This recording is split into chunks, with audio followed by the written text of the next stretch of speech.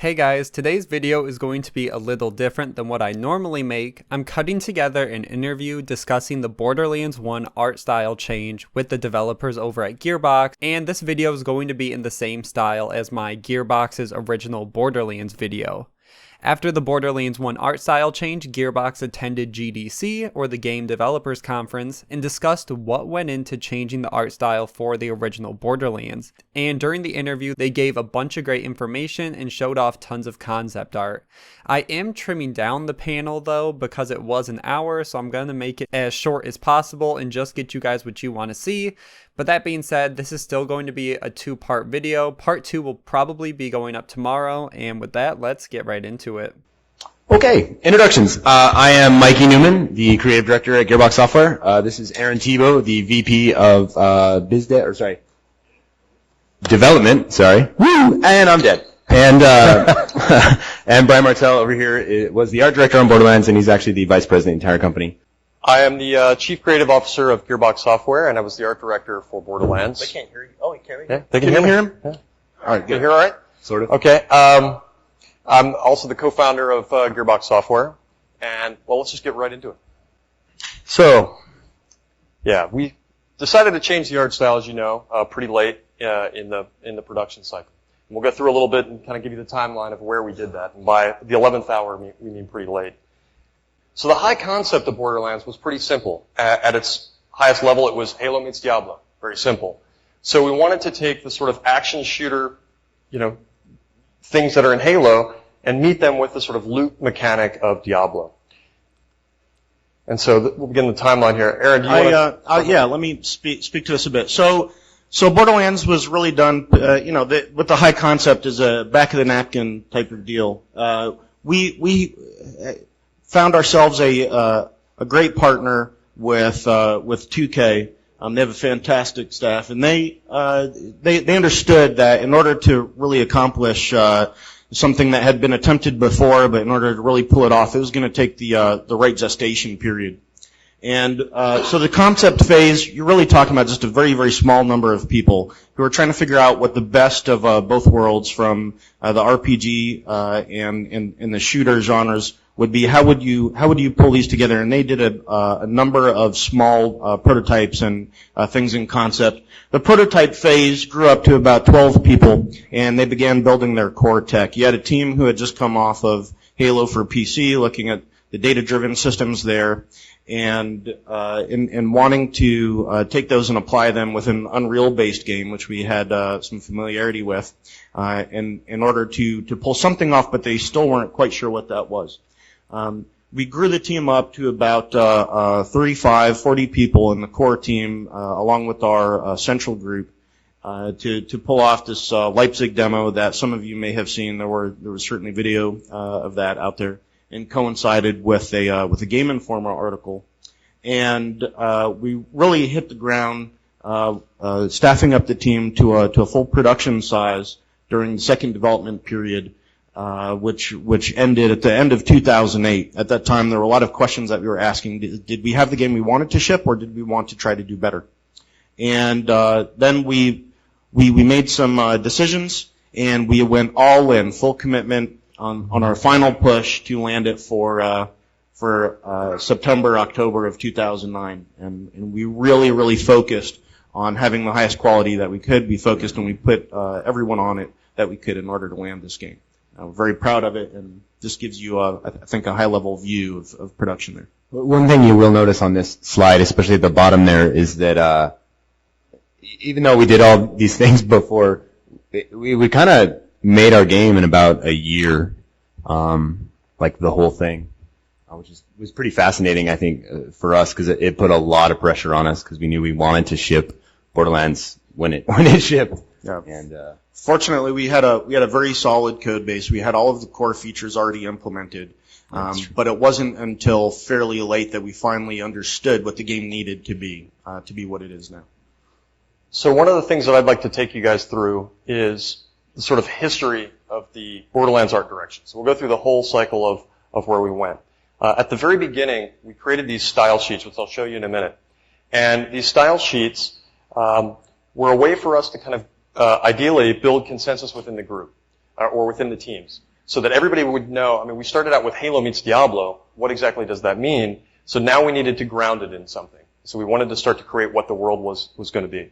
And for some of the artists and some of the art directors, it was a bit, fighting against what they sort of felt like they should be doing.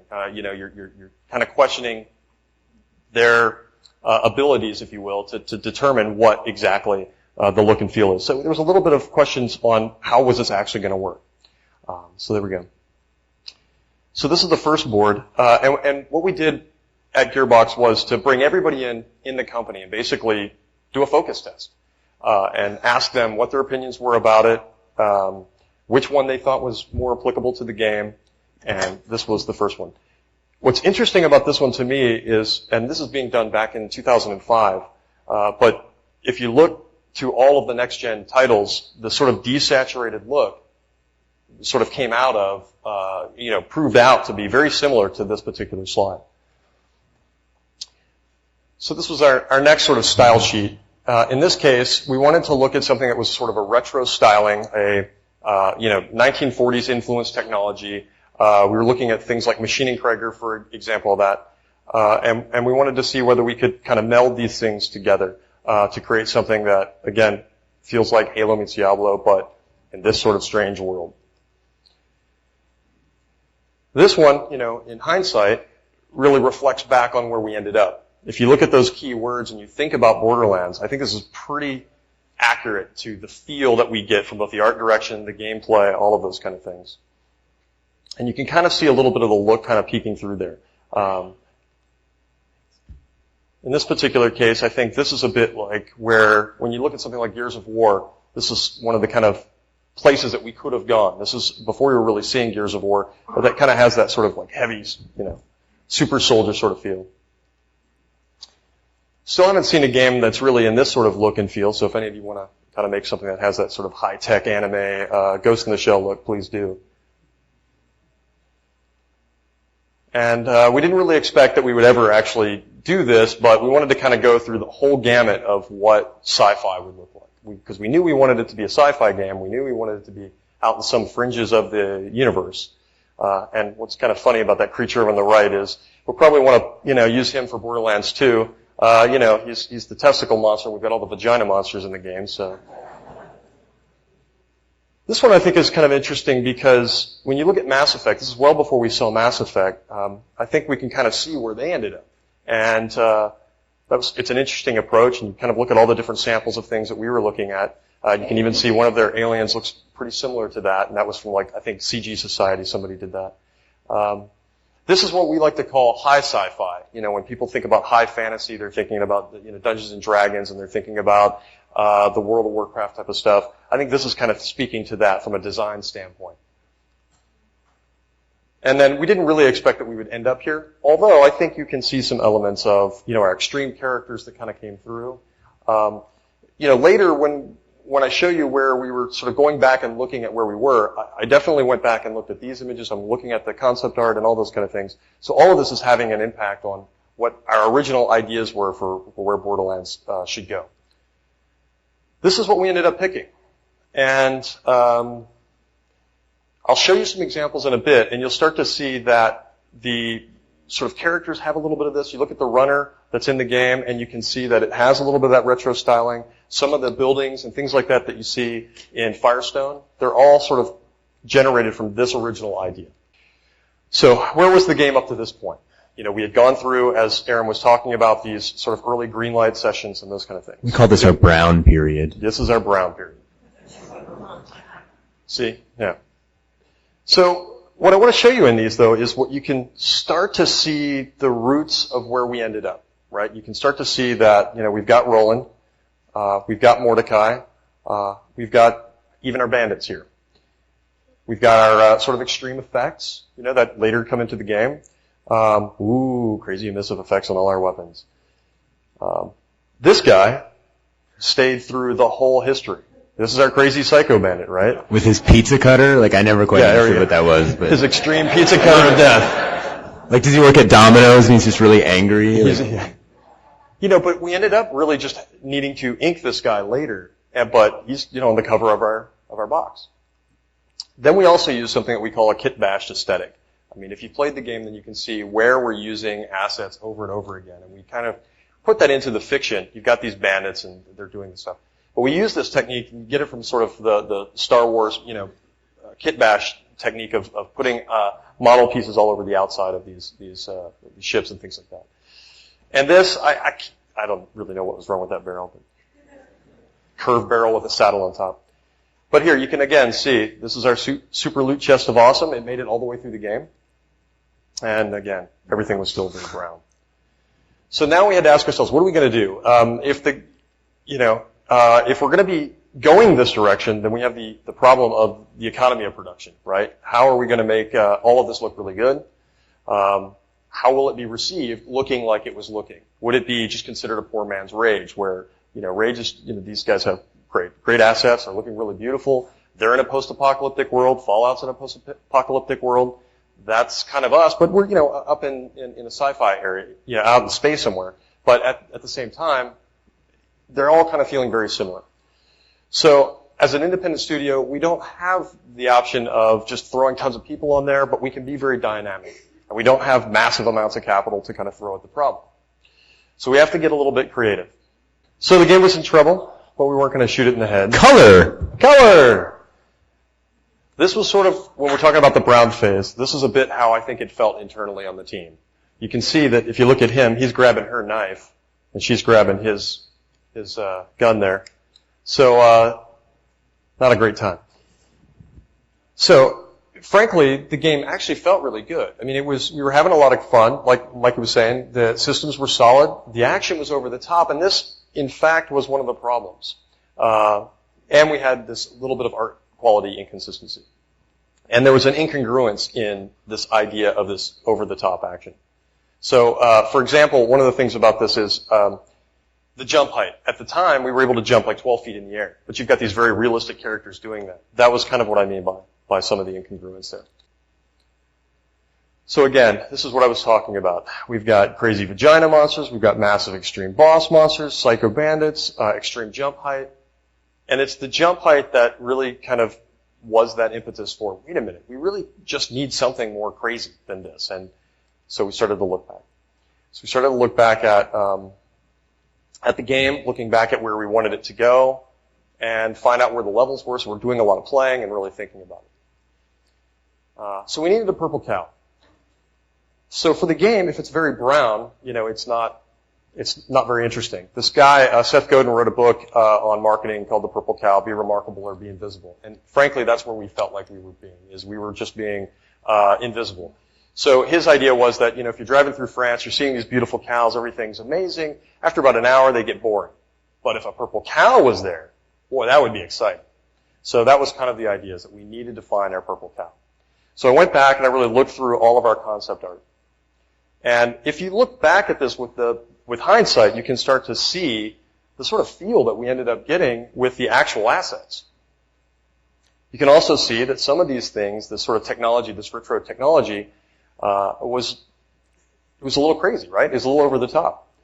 And even in our concept art, you can kind of see this really, this sort of ink on top of texturing information.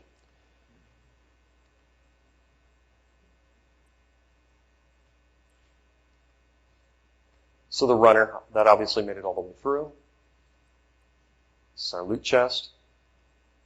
And this was an interesting one. As I was kind of going back through things, I was looking at this particular asset. I'm not even sure why somebody did this. I don't know why they were inking, maybe to tell a little bit of detail information for one of the artists. But it started to kind of click a few things together for me. I was thinking, well, that's an interesting way to think about our game. And we had looked at some different influences. We were looking at things like the Gorillas. We had looked at the Code Hunters video, which had a very similar style to this. And what they showed us in that video was that, oh, wow, you really can do sort of this line art, ink work, sort of CG, which was like, well, now what if we were to do something like that in the game? And what if it started to really look like what we really like about our concept art? And that's where we kind of went from there. But we were worried because if we were to just suddenly go, hey, we're going to do this, well, this is very late in the project. Obviously, everybody's going to freak out. If we don't show an example, then we're going to be into some real problem, and we actually wouldn't be able to get any traction. No matter how well you describe it, you're not going to get anything. You were trying to avoid a producer riot, perhaps. Yes, exactly. This is the first asset that we did in the style. Just quickly taking one of the assets we had, just inking over it, kind of figuring out a little bit about the texturing capability, the styling underneath, and just, really kind of going through what we had. And thinking that through production we would do this. We would go through all of the assets and just do this to it, and the game would suddenly look better. And we did, this is Lilith. This is our first attempt on her. And later, as we sort of worked on her some more, Jen, the art director before me, she really took the effort to make the first female character in the game, I think, and from a female perspective, really treat her with sort of some dignity, if you will. She wasn't really over the top as far as her proportions and those kind of things. And the one on the left is just a quick rudimentary cell shading. Our style's actually a bit different. Even though we ink the outside, the trick is that the inside has to have this inking to go with it. The inking on the outside is going to help with depth and design elements and those kind of things. It's really important that we have both of those together. And most of our assets do. There's occasionally some assets that kind of slip through that don't, but that is one of the core elements of our rendering technology. So after the secret project, we needed to get buy-off. We needed to create interest. We were fueling passions and all those kind of things. What happened was, as soon as people started to see it, wow, that's really cool. I want to do something. Let me get an asset. Let me do some of this. Next thing you know, we have a vignette. This vignette looks exactly like the original Firestone. And it didn't change much. Obviously, we changed some layout. We get, for gameplay, we added new elements. We added actually some color. But you can begin to see where the game was coming from. And this was actually a version of Mordecai, which I'll take you through Mordecai in a minute.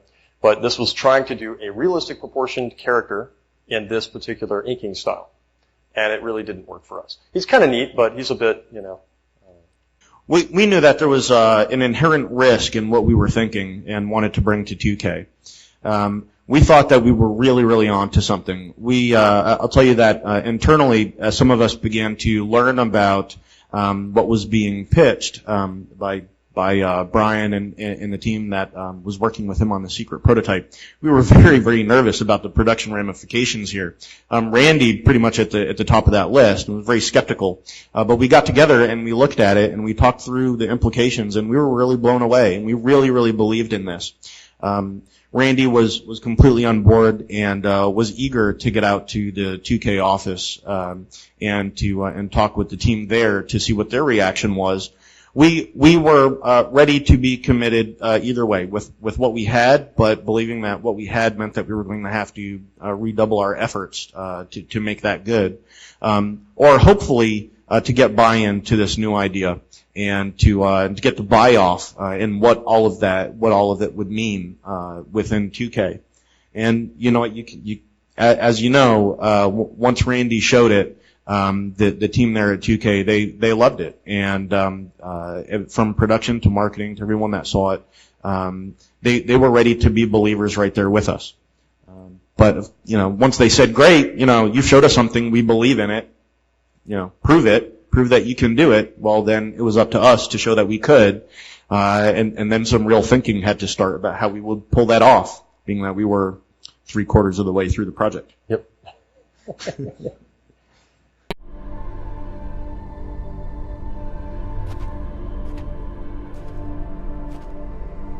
Why have you come here? Only fools and criminals